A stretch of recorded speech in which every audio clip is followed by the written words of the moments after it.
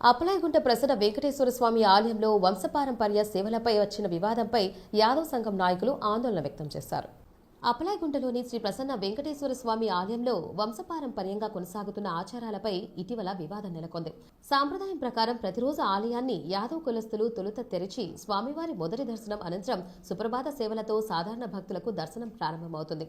ఈ క్రమంలో ఆలయాన్ని తెరిచే బాధ్యత నిర్వహిస్తున్న వెంకటేష్ యాదవ్ను తిరుమల తిరుపతి దేవస్థానం అధికారులు కారణం వెల్లడించకుండా విధుల నుంచి తొలగించడం స్థానిక యాదవ్ సంఘాలలో ఆగ్రహానికి దారితీసింది.